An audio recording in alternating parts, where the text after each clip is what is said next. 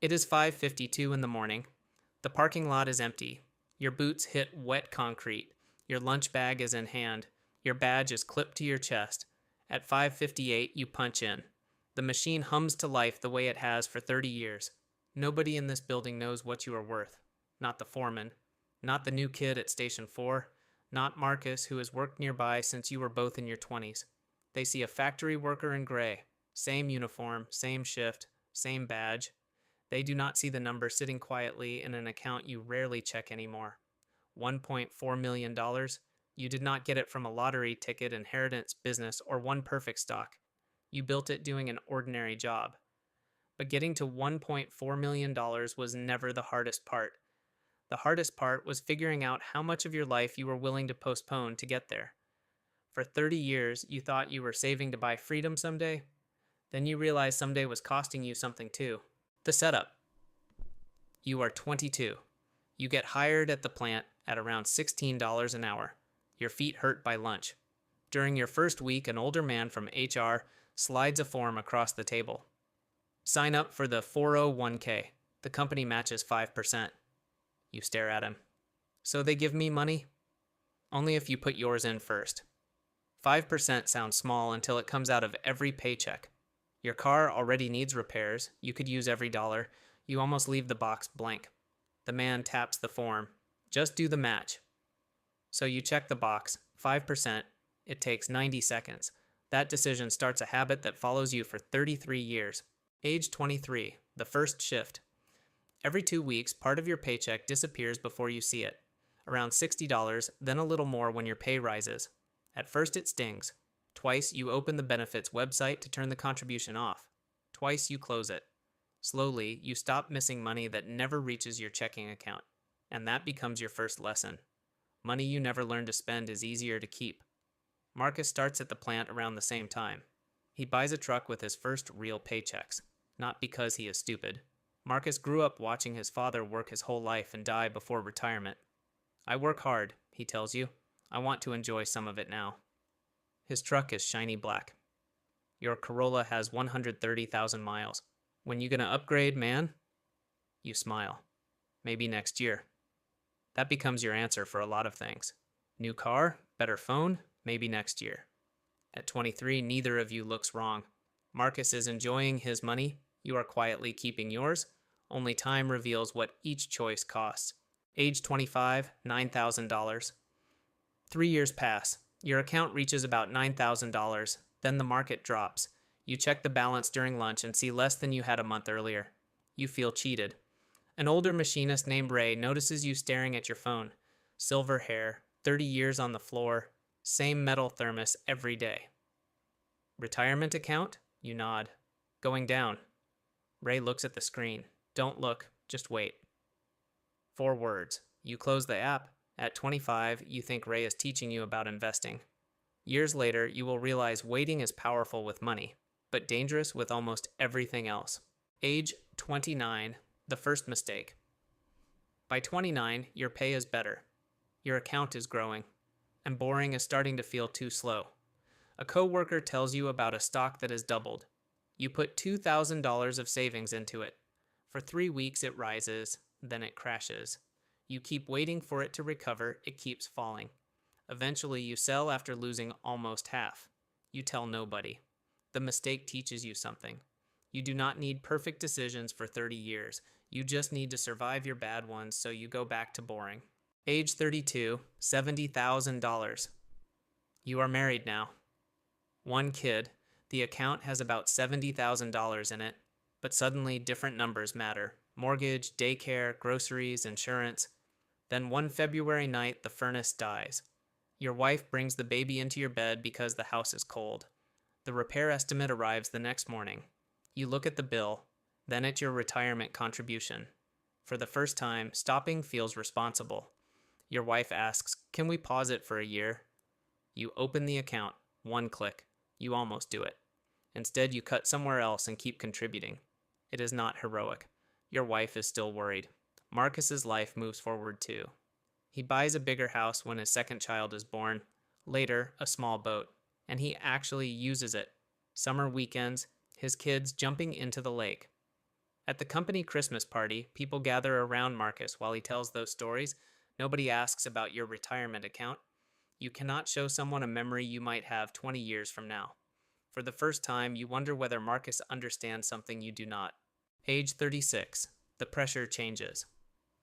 At 36, your father gets sick. You start driving across town after work to help your parents. One evening, he looks at your gray uniform. You still working at that place? Still there. He says maybe you should have aimed higher. Management, a different career, something more respected. The words stay with you. Online, friends post promotions and vacations. Marcus has lake pictures. You still have the plant, the uniform, and the account nobody sees. The fear is no longer that the plan will fail. It is that it will work, and you will realize too late that you made your life smaller to make one number bigger. Age 40, $210,000. At 40, the account crosses $200,000. You sit in your car before work, staring at the number. By now, you are no longer earning $16 an hour. Your wages have risen over the years. When you got raises, you increased your contribution a little. 5% became 6, then 7, eventually 10, while the company kept matching the first 5. But time mattered most. Thousands of small contributions had been invested for nearly 2 decades. Now, in a strong year, the account can grow by more than you add. The snowball is finally heavy enough to roll on its own. Before this moment, you hope the plan works. Now you know it can. 55 no longer sounds impossible.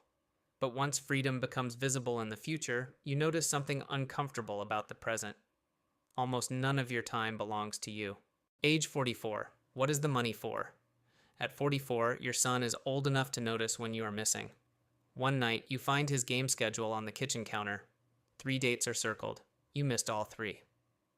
Over time, you stare at those circles longer than you have ever stared at an account balance. For 22 years, you have told yourself the same thing. Maybe next year you will work less and live more. But your father is older, your son is growing, Ray has retired, and suddenly, maybe next year does not sound patient. It sounds dangerous. A few weeks later, Marcus sits beside you at lunch, scrolling through family pictures. You still taking all that overtime? You nod. Marcus shakes his head. Your kid's gonna be grown before you know it. The words bother you because you never expected Marcus to teach you about money. After your next raise, you almost increase your contribution again. Instead, you leave it where it is. You stop taking every overtime shift. That Friday, you go to your son's game. When he sees you in the bleachers, he waves. It costs you money. You never regret spending it. You understand something your retirement account could never show you. There are 2 ways to become poor. One is to run out of money. The other is to run out of time while saving everything for later. Age 48. $520,000. By 48, the account is around $520,000. You still look ordinary. Same badge, same uniform, same packed lunch. The Corolla is gone. Its replacement is another used car. Marcus looks at it one morning. You know they make new ones, right? You laugh. Maybe next year. This time, both of you laugh. The phrase has changed. You are no longer postponing everything. You know what matters. At home, you run the numbers. If you keep contributing, 55 might actually be possible. You can finally see the exit. Then, at 50, the plant offers you something you spent your whole career believing you should want. Age 50, the final test. The plant needs a new supervisor. Your foreman calls you into the office. Higher salary, annual bonus, better title, more money going into retirement. On paper, it is the smartest financial decision you could make. But there is a problem. Longer days, rotating nights, more weekends. Your son will leave home in less than 2 years. Your father now needs more help. That night, the offer letter sits on the kitchen table. Beside it is your father's appointment schedule, and beside that is a college brochure your son left open. You look at all 3. For almost 30 years, you have believed one thing: sacrifice now, freedom later.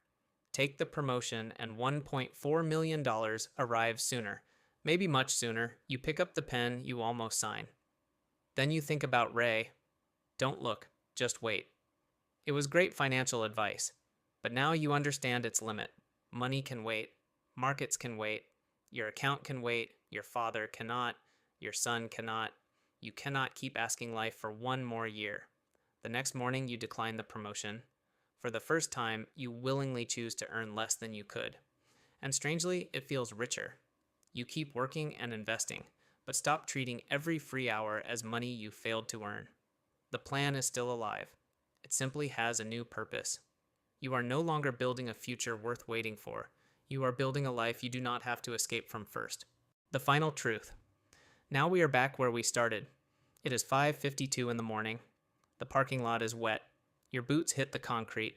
Your lunch bag is in one hand. Your badge is clipped to your chest. You are 55, and this is your last day.